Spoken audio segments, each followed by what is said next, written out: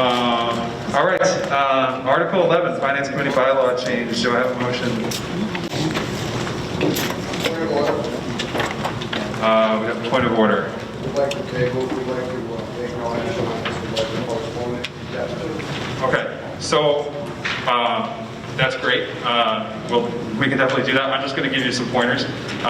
Just to be a stickler for the rules, I'm going to ask that we get a motion on the article to open it up, and then that you make a motion to postpone indefinitely, because that is a subordinate motion. It has to be underneath the main motion. Can we have a motion on the article first? We have a motion and second on Article 11. So now, So I'd like to make a motion to be indefinitely postpone Article 11.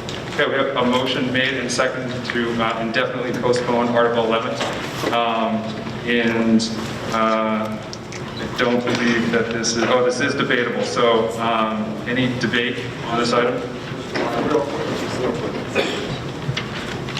We'd like to craft an article or a bylaw that will work. The select board, obviously, as you just saw, the select board and FinCom had a little bit of a disagreement over the You word got to speak into the mic, sir. I'm sorry. in this. I'm sorry? You got to speak into the mic so the folks on TV can hear you. So we'd like to come together as the two boards again and come up with something that will work. Obviously, this was north and they were south, and this wasn't going to work. So. Okay. Seeing no further motion to the mics and no raised hands, this requires a majority vote. So all those in favor to postpone this article indefinitely? All those opposed? Okay, the ayes have it. So that motion passes unanimously, and by that virtue, this article is dispensed with. Article 12, Capital Outlay Committee bylaw change. We have a motion? Motion to approve capital. Second. Article 12 as written. Okay, motion and second to approve Article 12, Capital Outlay Bylaw Committee change as written. I'm going to read the vote on this. It was 5 yes, 0 no for the Select Board. Mr. Germain, did your committee vote on it? 7-0. 7-0. Did you have a presentation, Mr. Germain? Yeah, just real quick, we're running late. We're trying to tie the Capital Outlay Committee in as a subcommittee to the Finance Committee. In the past, Capital Outlay was their own standalone. This year, we acted as the Capital Outlay Committee at the request of the Select Board. Capital Outlay Committee traditionally would have to come before FinCom anyway. When the PPE gear was approved for the fire department, it was a joint meeting with the Capital Outlay Committee and FinCom. As a matter of fact, there were 2 members from the Capital Outlay Committee at that point, and former Chairman Ron Clark was the chair of the committee that night. So it was a double vote. The way this is reading now, we'd like to see the Capital Outlay Committee be a subcommittee to FinCom. It would be a representative of the Select Board. This would be one of the few times when this is the exemption from the previous motion that just failed.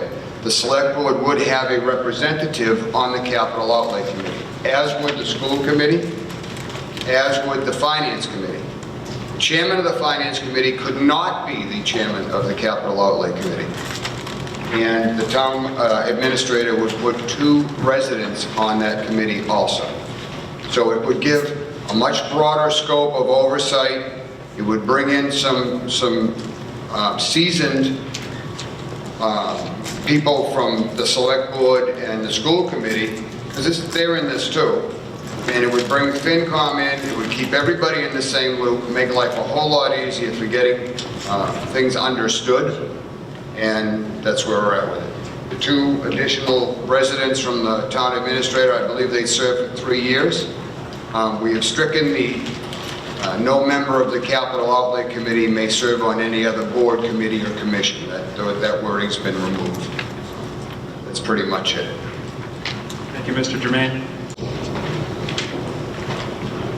Seeing no motion to the mics and no raised hands, We'll go ahead and put this to a vote. It does require a majority vote. All those in favor? Aye. All those opposed? The ayes have it. The vote passes by majority vote.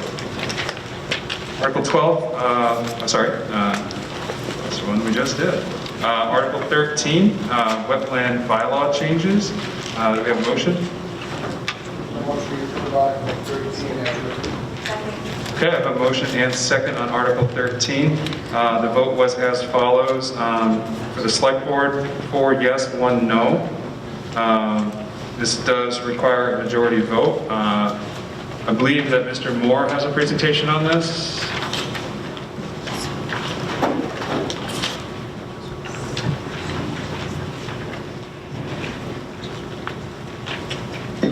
Sabri Moore, 12 South Main Street, Chairman of the Conservation Commission. This basically is a bylaw change to bring our current bylaws up to date with things that are in the Massachusetts general law. I can go over a couple of the things, but it's really the informational summary tells everything that it is. We're modifying the language to reflect, within the 65-foot no-touch zone, to reflect Commonwealth language for the 100-foot buffer. We're adding invasive species to the list of items under our purview. We're allowing construction within 100 feet of a homeowner's bog with the condition that the property remain under singular ownership. We are stating clearly that there are exemptions from these bylaws for all agricultural maintenance or improvements. We're including a link to the Commonwealth fee structure for permits and orders of condition, which are really the same thing. We're revising the newspaper notice procedure to follow the Commonwealth regulations. We're indicating resource boundary color codes for consistency on the plans that are submitted to us. We're adding items in the definition of alter, such as adding permanent structures to the water. Right now it just says structures. That kind of protects a movable dock from not being under our purview. Protecting shrubs, flowers, and grasses, and a ban on the introduction of any non-native flora. We're clarifying the circumstances under which a variance is granted, and we're including the Mass General Law definition of vista pruning, just so that it's an easy reference, so people can find it more easily, so that they can understand what it is. Thank you. Thank you, Mr. Moore. On the right, yes, sir. Ben Dexter, 149 High Street. And through you, Mr. Moderator, I don't know if the chairman might be able to explain exactly the distinction or the interplay between the 65-foot variance zone to include the languages in the Commonwealth's 100-foot permission zone. As I read the amendments, I believe it's on page 2 of the bylaw in the appendix, we're changing this from build or enlarge any structure, parking lot, or impervious surface to remove, fill, dredge, alter, build upon, disturb, or make any changes to the natural characteristics of the landscape by human activity within 65 feet. The change to me seems substantial, and I'm looking for the reason for it, versus why the state law that controls wouldn't just continue to control in this circumstance. Mr. Moderator, the state law has a 50-foot buffer zone. The town of Carver has a 65-foot buffer zone. Right now, it just says impervious surfaces and structures. This makes it a little bit stronger, so that the items that need Conservation Commission permission with 100 feet also now need the variance in the 65-foot buffer zone that Carver has had historically. If I could ask an additional question. Sure. So to that extent, if you were to, say just trim some brush or cut down a tree within the 65-foot buffer zone of a wetland, what permissions would one need? The bylaws for the state maintain or state that maintenance is not part of our purview. This is basically preventing people from going within they would need a variance in the 65-foot buffer zone from any waterway or vegetated wetland in order to do any kind of cutting other than vista pruning, which is now in the Carver bylaws. It's basically to protect the wetlands. We had an hour discussion earlier this evening on people who are concerned about the safety of their drinking water. This town relies on agriculture for its livelihood and fresh water for the people's lives. There's nothing in this bylaw change that isn't directed to make the water safer for everybody in this town. That's what it's here for. So we're trying to make it so that their protections are stronger within the 65-foot of all the fresh water in this town. Thank you for the explanation, I appreciate that. Thank you, Mr. Moore. In the middle? This is Taylor, 31 Russell True Pond.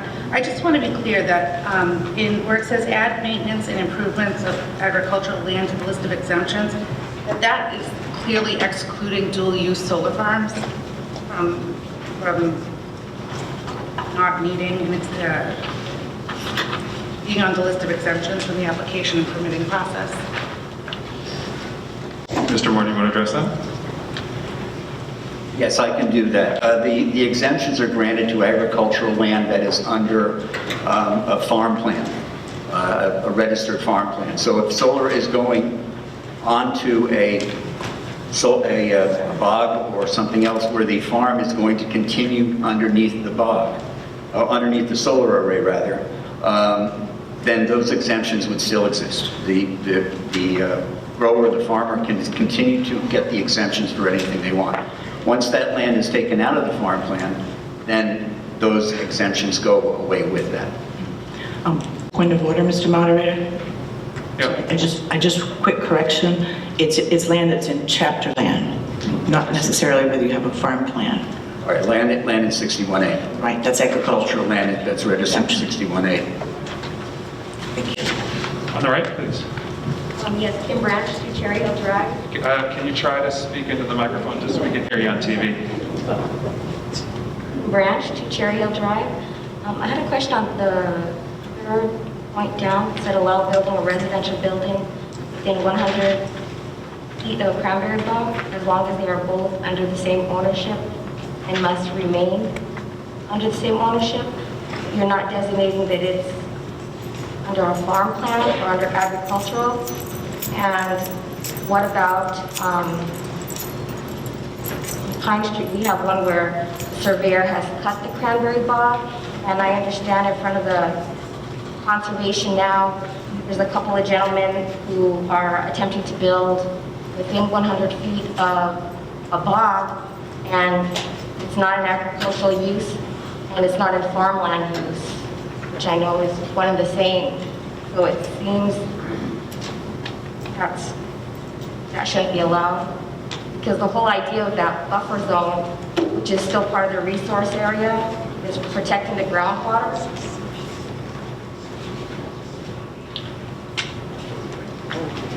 So is this in relation to a specific project? You're talking about a specific project here? No, we're talking about the article, correct? The third point down. You're adding Which bullet point are you discussing? third bullet point down. Allow building a residential dwelling within 100 feet of a cranberry bog as long as they are both under single ownership and must remain that way in perpetuity. Okay.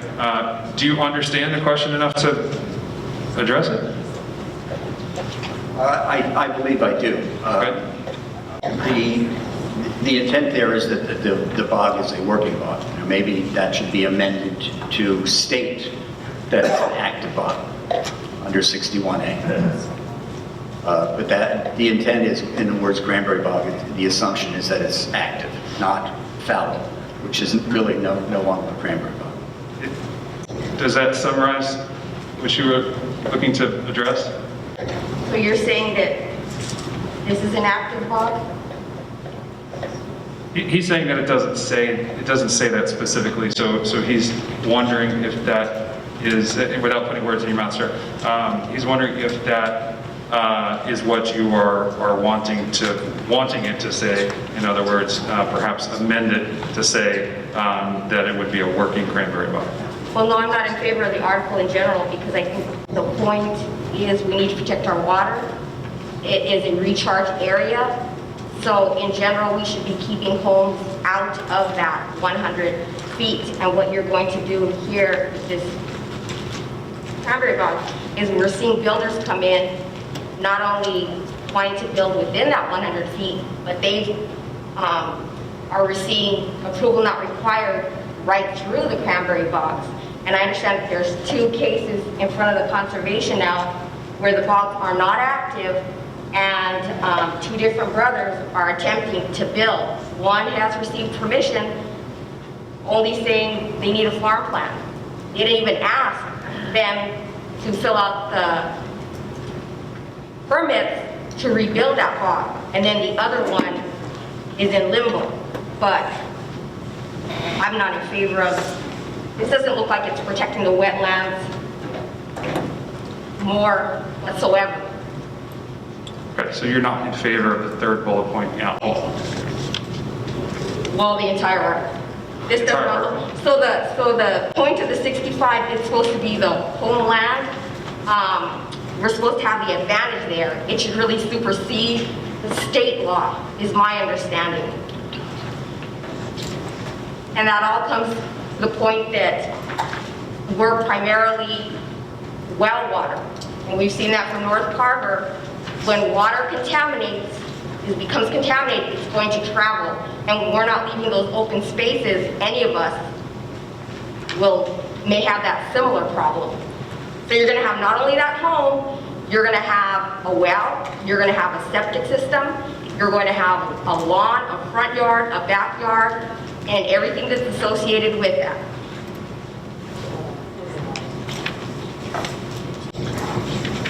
Okay. Appreciate your feedback and your comments. Thank you. Do you have anything to add to that, Mr. Moore? No, I don't. Those are pending issues. They're not related to the bylaw change. Okay. Mr. Carter. Andy Cottarelli, 19 Portsmouth Road. Just a point of clarification, Savory. The first bullet point, add invasive species to a list of items under which the Conservation Commission has jurisdiction within wetland areas to include a link to the mass.gov site listing invasive species. Now, say your property had some portion of wetlands on it, and there was some purple loosestrife or some type of fire bush or whatever was in there that is an invasive species. Just for clarification, what would the Conservation Commission do?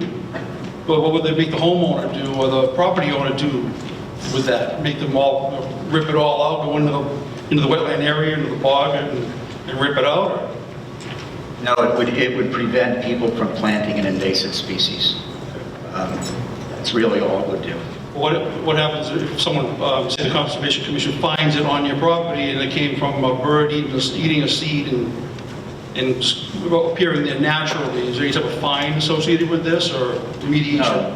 No. Again, this is something that we would just need to be aware of and have someone come in and talk to us about it. Primarily, this came out of a small committee that was formed about 1.5 years ago called the Invasive Species Committee, and it was formed because there were a number of species that were invasive into the water systems, especially the holes in the ground where water is that the fire department was looking for. And they were ingesting through their pumpers all of these different things. So it was suggested that the Conservation Commission be aware of this and be able to look at the invasive species and see what we could do about them. It's under our purview. There's no punishment, there's no fine. I just do want something that's occurred naturally to be something as a punitive action from the town on a resident. No, not at all. Thank you. Thank you, gentlemen. In the middle. Fran Mello, 38 Meadow Street. Can you just try to lean into the microphone a little? I'm sorry. Fran Mello, 38 Meadow Street. My question is, how would conservation enforce point 3? With putting a house in a cranberry bog and under, allowing that, and then saying that the cranberry bog must remain that way into perpetuity? Mr. Moore, to address that? Yes, through you, Mr. Moderator. By allowing the home within 100 feet of a cranberry bog and based on this bylaw, it would be put into the order of conditions that allowed the house to be built, that would be built into the deed. Deed restriction would require that the dwelling and the cranberry bog remain one parcel.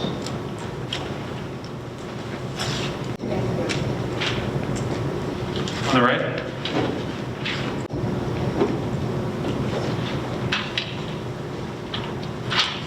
So can I recommend to amend the article to remove, You have to bring the language up here first, and take a look at it. I'm just going to save you some time just in case we have to go through what we went through before, tweaking it.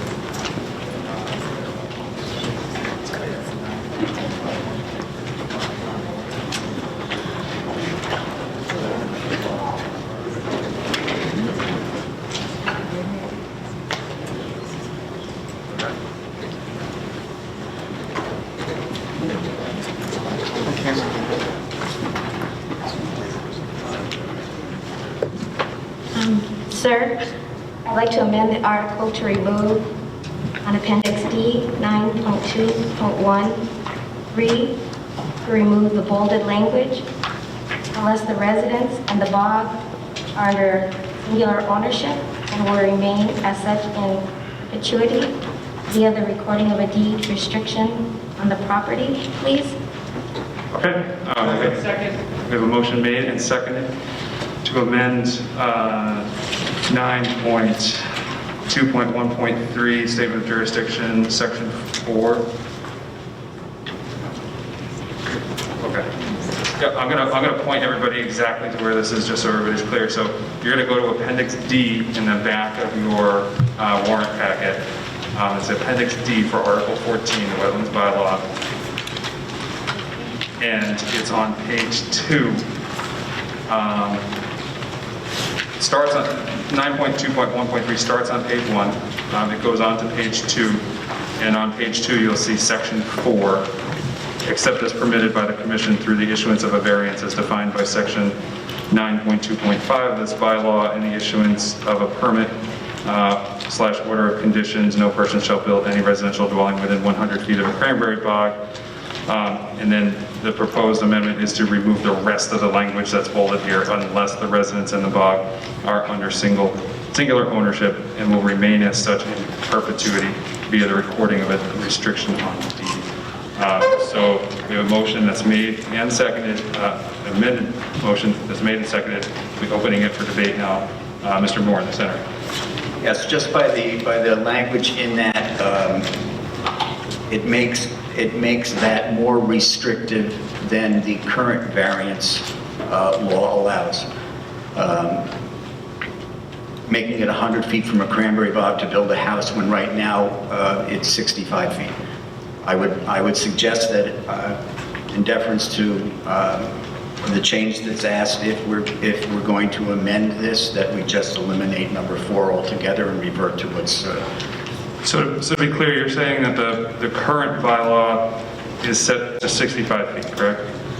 The current bylaw requires a variance to do anything to build a structure within 65 feet. So if we keep this in, striking the language that the current amendment recommends that we strike, we are increasing that to 100 feet, no? Correct. Right, so there is some sort of change. I just want to make sure that folks are clear that it's not, That's a lot of cranberry bogs. Yeah.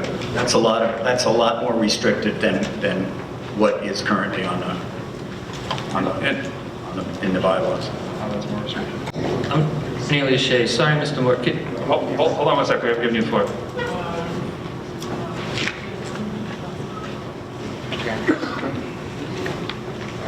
So the non-bolded part was in there. So our understanding is the non-bolded part is what was there before. Yes. So it's already 100 feet. Right, with that, okay. Yes, I'm sorry, you are correct. Okay. That is correct. Okay. That is correct. It meets our, second.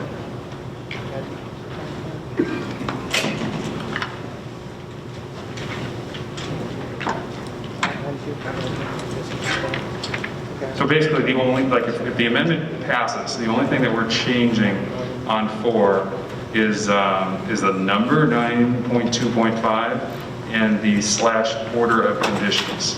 Otherwise, it stays basically the same. Okay. I don't know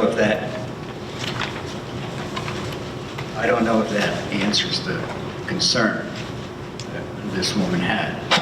It still allows building.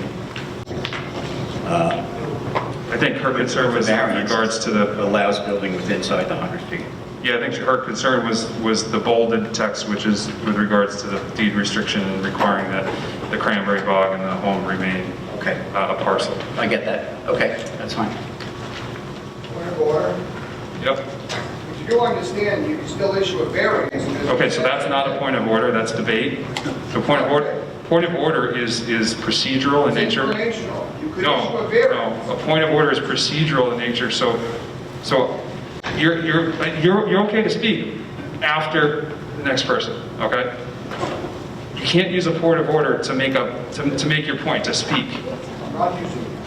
So have we made a procedural error? Variance would have- That's a point of information. A point of information actually would be something about the room or something like that, whatever. You're speaking in debate, so Call the next guy. you're welcome to speak in debate, but you gotta wait your turn. Get out. Your own way. Hi, Elizabeth Salker, 98 Meadow Street. I just have a question I just wanted to clarify. We're talking 65 feet to 100 feet, and we're saying cranberry bog, is that also wetlands? So if you have a pocket of wetland, is it also that? I know we're saying cranberry bog, but does that also mean a piece of wetland? Does it have a cranberry bog? Mr. Moore, do you want to address that?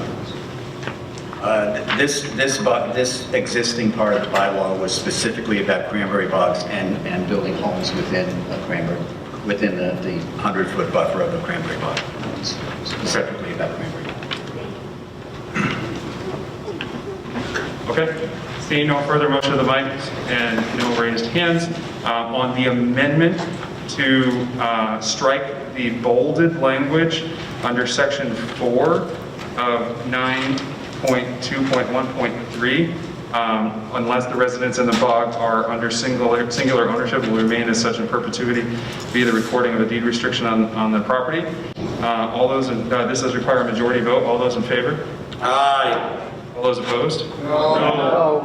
The ayes have it. That passes by majority vote. Did you count? Yeah. I heard loud voices, that's all. Okay. 7 people have to stand up. Yeah, we need 7 people to stand up, request a hand count. Sorry, what did you say, Mr. Moderator? We need 7 people to stand for a hand count. Hold on, stay standing. Okay, we're good. So we'll go ahead and put this to a hand count. Counters.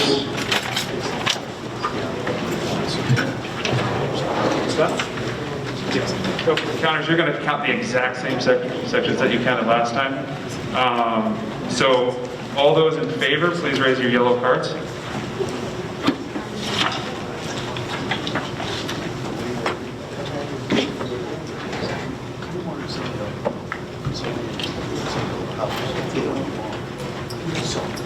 You guys know that we're having a vote? We're trying. Sorry. Voting first.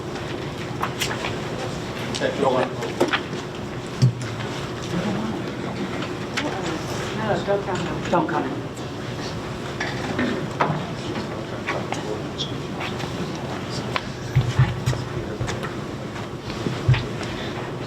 Folks, if you have anything in the aisles, could you please just bring them in so that it doesn't impede our counters as they go up and down the aisles?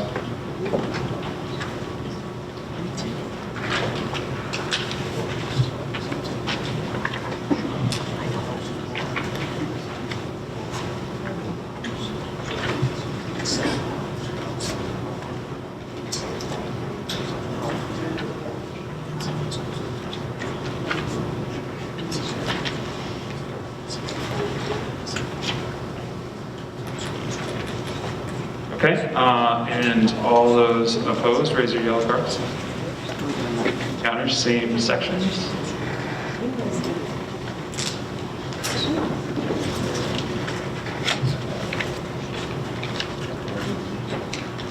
In the center here, can I just ask you to tuck your items into the aisle there, just so nobody trips over the counters, don't trip over them as they move up and down. Thank you.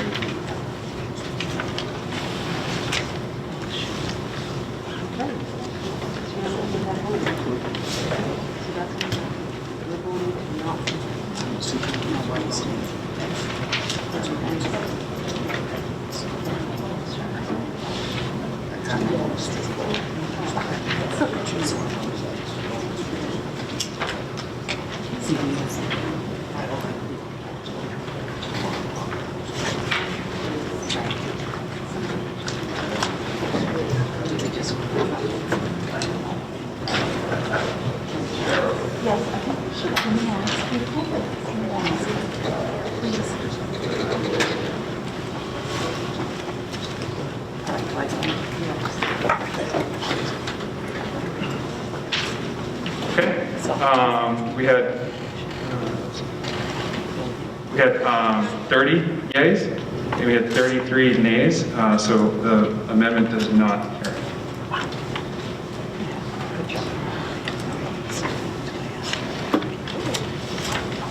Back to the main motion. Any further debate on Article 14, Wetlands Bylaw?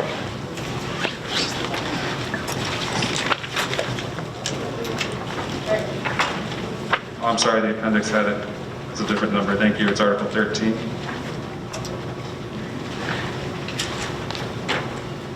On the left, yes. Emily Slavin, 179 Main Street. Mr. Moore, could you just explain that there's a little bit of confusion for us? If you built near the bog, would you have to sell the bog and the home lot together? Could you just explain a little further? Through you, Mr. Moderator, applicant would have to come before the Conservation Commission requesting a variance to build within 100 feet of a bog that they own. The order of conditions, if that variance is approved, will indicate that the bog and the residence will stay together on one parcel forever. That will go onto the deed and be registered as such. This was basically trying to allow people who wanted to buy bogs and start building but didn't have the availability for enough upland to build a house outside of the wetlands buffer zone to be able to do that. That was the entire intent of this change in the bylaw. Okay, thank you.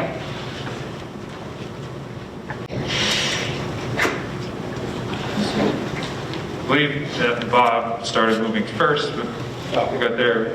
So we're still Okay. Hi, Scott Anthony's 27 Johns Pond Road. Just a question tied to the original, because you just kind of stated two different intents of the change. Originally, you stated this was to bring our bylaws in line with the Mass General laws. Is that what bullet 3 is doing? Keep in mind that the bullets are the Anthorpe informational summary, so the actual proposed changes are in Appendix D. Through you, Mr. Moderator, not all of the changes are Mass General law. The ones that are indicated as Mass General law, such as the vista pruning, the pricing, and et cetera. So no, this is specific to Carver, and it's for the reasons that I stated earlier. And just so people are aware, one of the reasons it probably does not align to the Mass General laws is the state has many programs to actually return bogs to residents. Through the Division of Ecological Restoration, through the Wetlands Reserve Easement Program, they actually want to do the dead opposite. They want to protect the wetland and maintain it, not build houses next to it. Mr. Belvin. Is there a limitation of how big the bog has to be to go along with that house? So say you have 3 acres of land and you want to build a house there, but you actually have 25 acres of bogs and you're going to subdivide those out into 5-acre lots, so you could have a house in each one of these lots that go around the bog, this big large bog. Is that a possibility? Through you, Mr. Moderator. I assume that the answer would be yes. But again, that bog and that residence would have to remain in singular ownership forever. So, if someone wants to subdivide, they're going to have, I believe they would have a tough time selling a house to someone who knows they have to own the bog forever and sell it that way. Yep, Mr. Russell. Yes, just for some clarification, Craig Weston, 17 Meadow Street. What does the current bylaw state? I guess I'm just confused, and I just want to make sure I make the right vote here. If I owned a cranberry bog and I wanted to build, my children wanted to build a house within 100 feet of the cranberry bog, now they have to buy that cranberry bog, and they become a marriage now. If something happens in the future, that isn't married. If they want to sell the bog, they can't. They have to sell their house. If they want to sell their house, they have to sell the bog. So I guess my question is what you're proposing more restrictive than what already is allowed? And is already allowed, they would just have to go to the conservation within 100 feet. They would have to get a variance, and the conservation could have conditions or whatever. Just, I guess what I'm getting confused at, it seems like right now we're making it a lot more restrictive, where now we're tying a property to it, where we don't know in the future. And I just want to make the right vote that, is this making it more restrictive than it already is? And that's, I guess, where I'm headed. Thank you. Through you, Mr. Moderator. The answer to that is it is not necessarily more restrictive. It is a choice that the homeowner would want to make. I would say that based on the choice of coming in with a variance, asking for a variance, saying that you will lock the bog and the house together, there is probably a greater chance of that variance being granted. If that lock is not there and you're trying to build within 100 feet of a cranberry bog, I can't, every project is different, but I would think that the chances of that variance being granted would be lessened if there was no guarantee that the bog and the house would stay together. Okay, so we've had a lot of discussion now here, still focusing on this residence being tied in with the cranberry bog, and we just had an amendment to strike that language, and that amendment was defeated. So I'm going to move this along a little bit and say that we're going to put that one to rest. Town meeting has already spoken to say that they would like that language to remain. So we're not really going to debate that any further. Anybody have any other discussion around anything that we have not discussed with regards to this article at this point? On the left.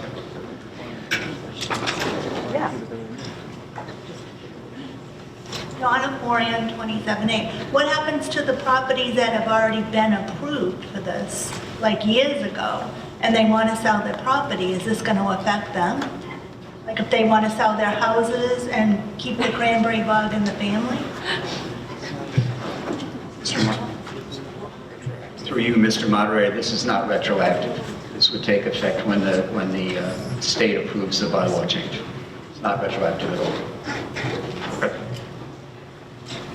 All right, seeing no further motion of the mics and no raised hands on Article 13, wetland bylaw changes, all those in favor?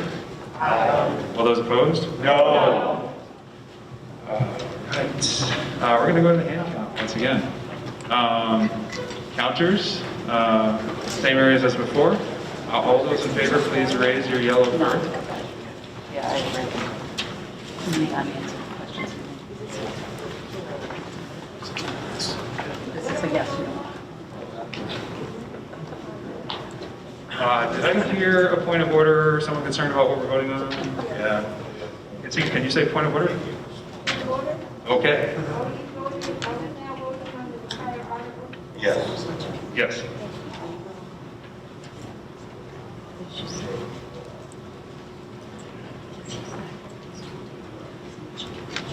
And I'm sorry, I'll repeat the question because it wasn't said at the mic. So the question was, are we voting on the entire article? And we said yes.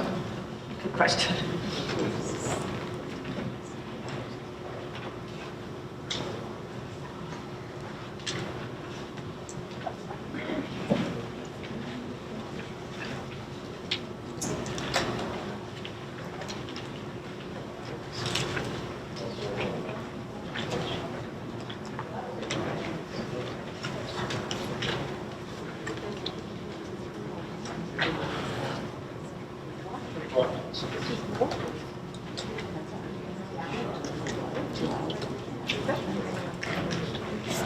All those opposed, please raise your yellow cards.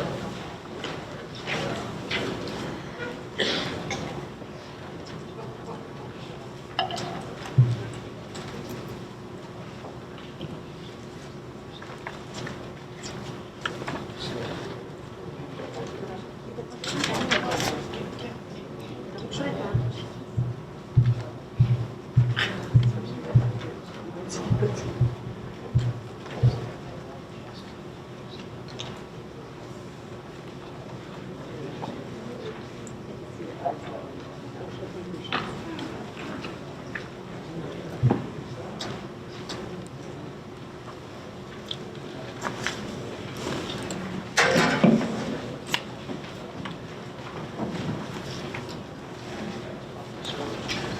so I have 17 for and 52 against, so the article does not carry.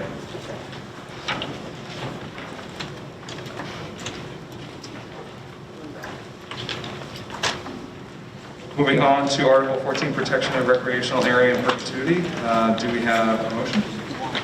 I move that the town approve Article 14 as set forth in the warrant. Second. I have a motion and a second to approve Article 14. Ms. Hoffman, do you have a couple words to say or any presentation or anything? No? Okay.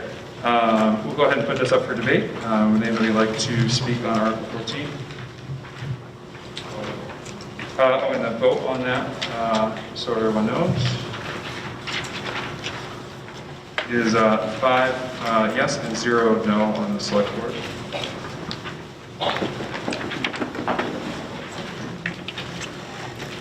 Seeing no motion of the mics. Point of order. The Recreation Committee was 4-0 as well. Oh, okay, thank you. We got 4-0 on the recreation. This article does require a 2/3 vote. Seeing no motion of the mics and no raised hands, we're going to go ahead and put that to a vote. All those in favor of Article 14, Protection of Recreation Area in Perpetuity? Aye. All those opposed?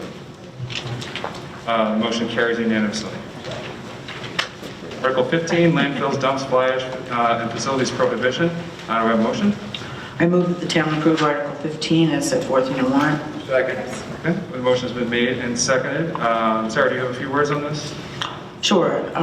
Basically, what the informational summary says, as most of you probably know, the town already has 3 landfills, one of which is town-owned property and 2 of which are on private property. Passing this article would prevent any more landfills and prohibit the building and/or permitting of any new such facility and/or fly ash facility. And the purpose of this is to protect the residents and our natural resources, and particularly our groundwater. It does not, I have looked into it, and it does not prohibit the regulation of municipal composting facilities. Thank you, Ms. Hewens. Any further debate? Seeing no motion of the mics and no hands raised, all those, this requires a majority vote. All those, oh, I'm sorry, the vote on this was 5-0. I didn't mention that, so select board was 5 yes, 0 no. And point of order, conservation was 4-0. 4-0 on conservation. Thank you, sir. Okay. This does require a majority vote. All those in favor? Aye. All those opposed? Motion carries unanimously. Article 16, transfer of property from Select Board to Conservation Commission. Do we have a motion? I move that the town approve Article 16 as set forth on the warrant. We have a motion made and seconded. Ms. Hewens, do you have a short presentation on this?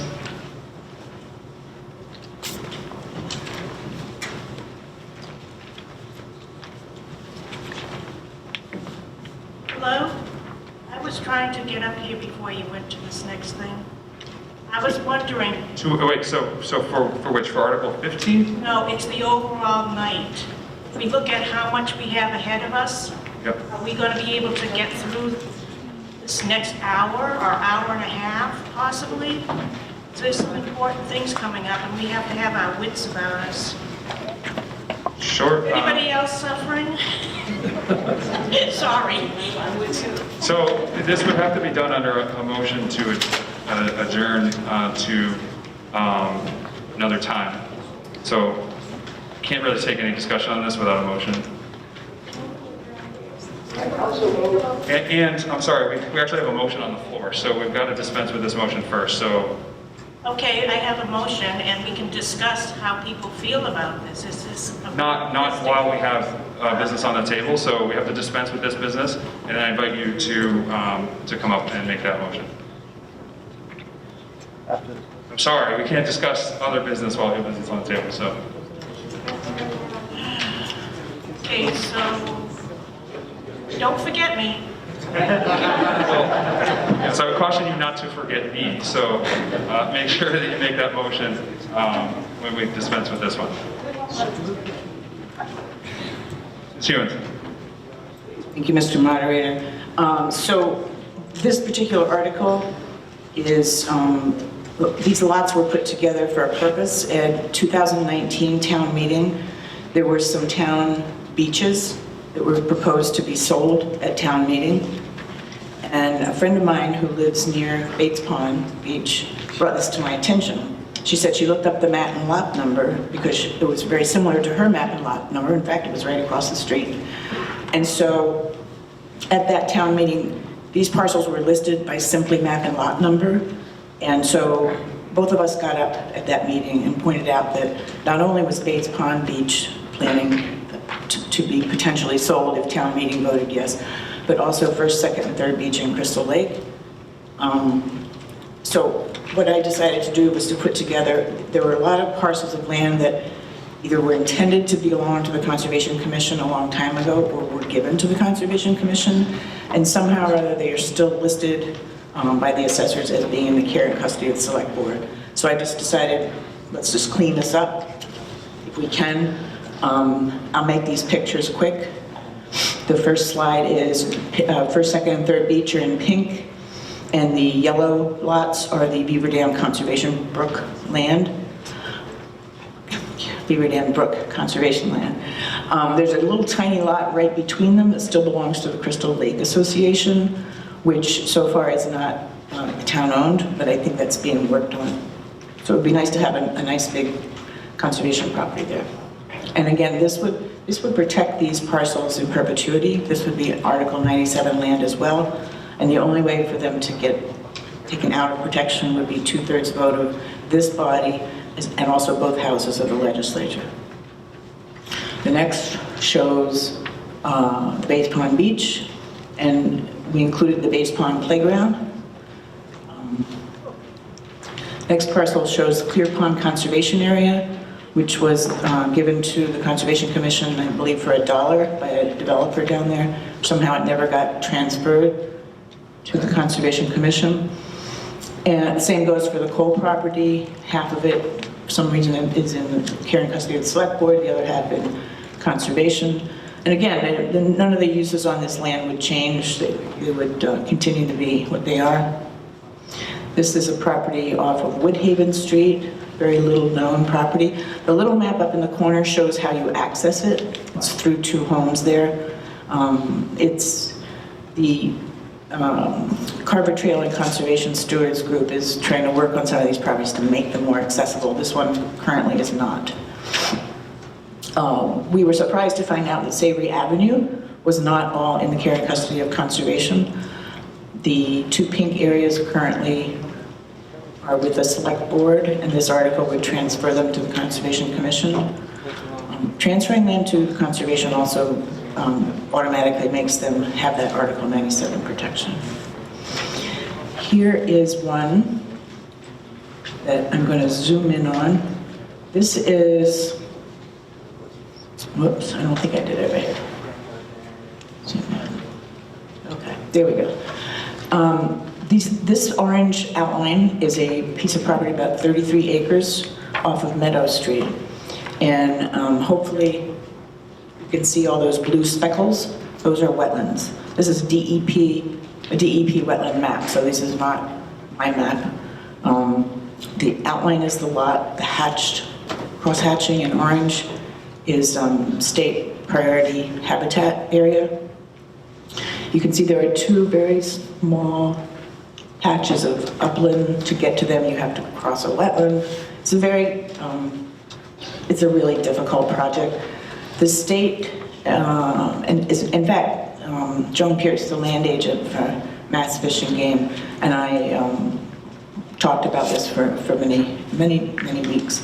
And what they have done, which makes this, 2 things they've done that make this a really great idea, that all this area here, are you seeing my pointer? No. Okay, so all the pale green area and blue area to the right of the orange area was purchased by Fish and Game not too long ago. It's about 510 acres, and it's called the Atwood Reservoir Wildlife Management Area. In the upper right corner, you can't really see it on the map, is Savory Avenue Conservation Land. So altogether, this would be, those 2 and 3 parcels together would be about 600 acres of protected land stretching from Savory Avenue to Meadow Street. The Fish and Game also offers towns some kind of compensation.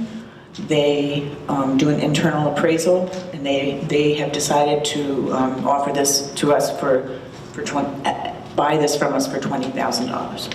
That's the next item. I'm sorry, I beg your pardon. You're so right. I'm sorry. No, don't be sorry. Maybe yell at you. No, don't. What? I had to wait till you got- Sorry, you are so right. So we end with Savory Avenue Conservation Land. I have them all on the, my apologies.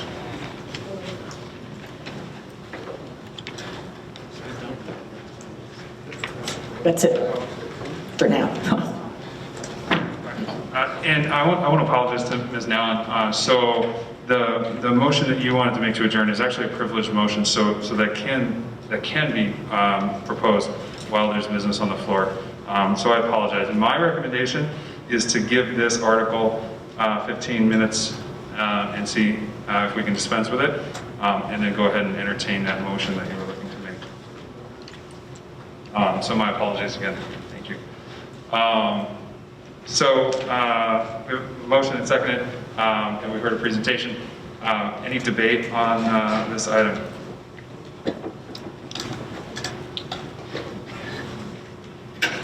Over on the left. Excuse me, I just have a question on the Savory's Ave property. Does that include that barn that's on, has the sign on it? I don't have that map in front of me right now, Ms. Brand, but I know several years back, we had a surveyor survey the Savory Avenue property, and the conservation, there is a property boundary mark, sort of halfway to the barn. So would that For better or for worse. Technically, it is, but, no one is making anyone tear their barn down. Okay.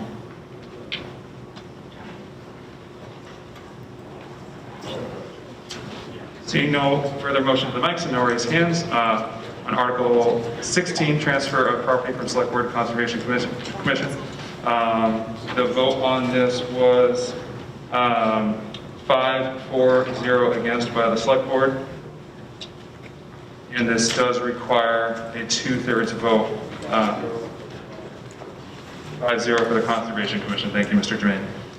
This requires a 2/3 vote to pass. All those in favor? Aye. All those opposed? Motion carries unanimously.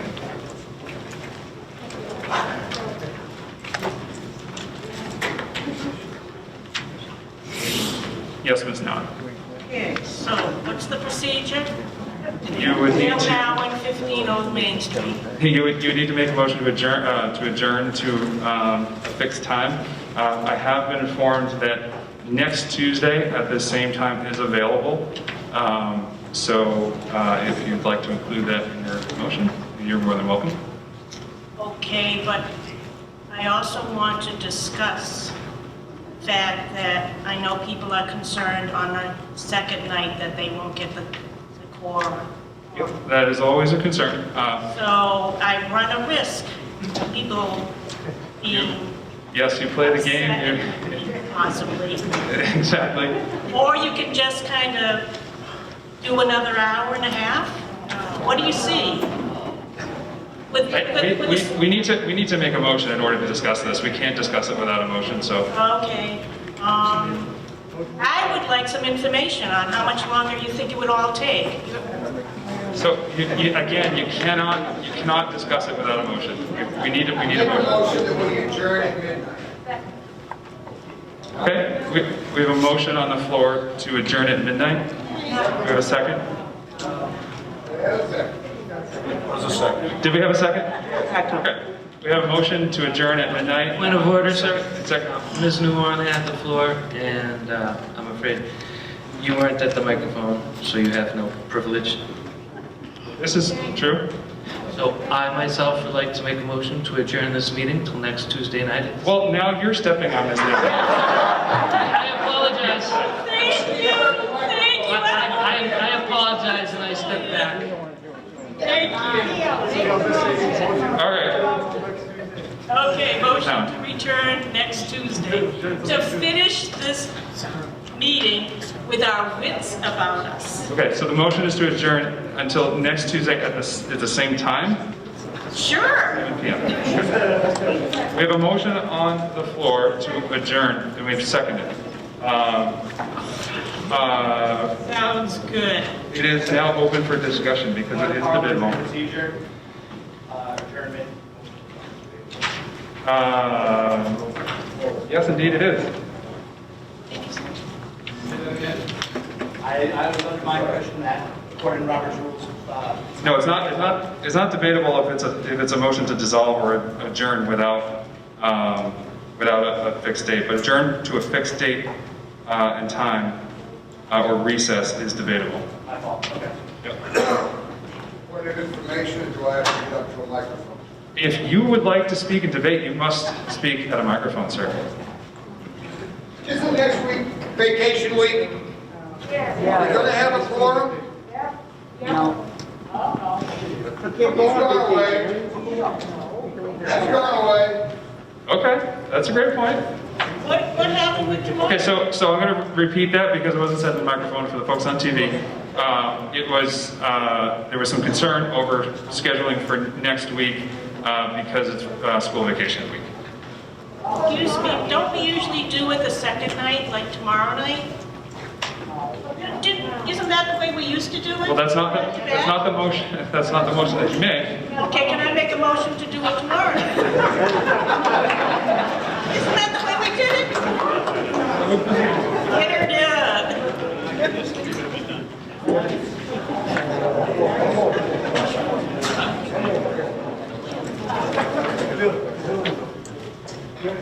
In COVID, we're not doing a lot of things right now, so the building's generally available.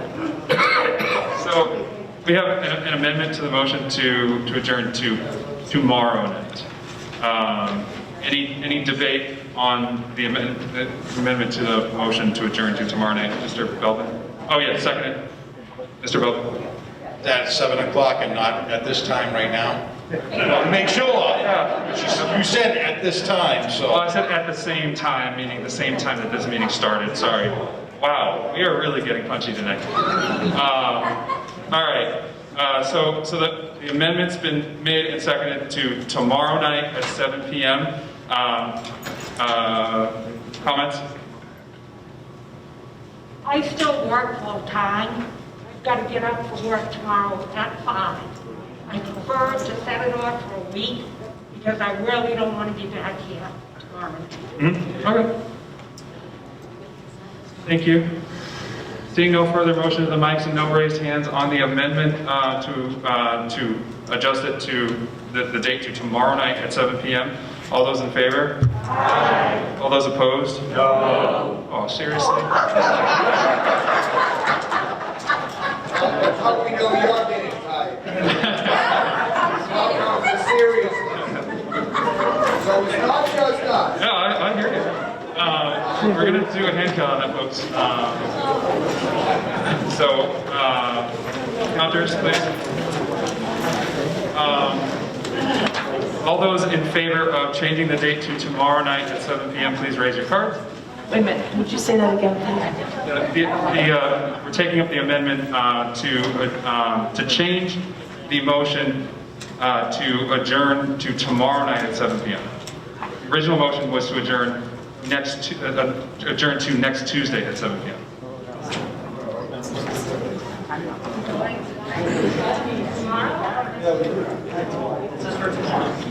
Yep. This is if you want to change it from next Tuesday to tomorrow at 7 p.m.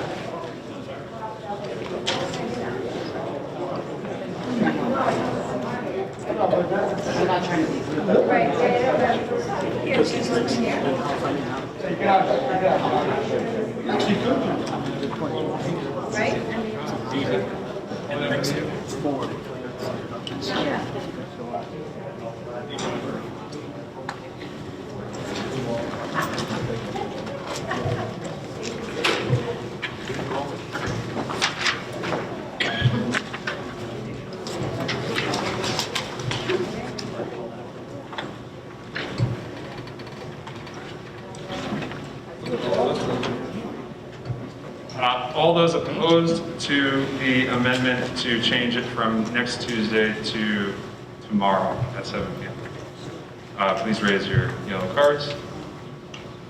Man, I don't know why that was so hard to call.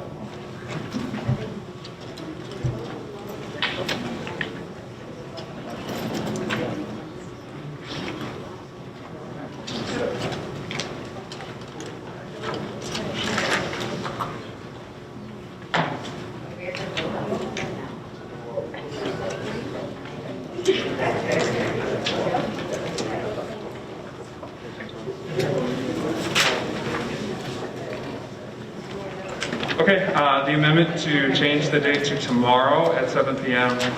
Passes with 49 for and 14 against. Now on the motion to adjourn, it has now been amended that we will adjourn to tomorrow night at 7 p.m. All those in favor? Aye. All those opposed? No. The ayes have it. So we will adjourn to tomorrow night at 7 p.m. Please come back. Please. For the good of everybody in the room, please come back. We'll make it quick, I promise.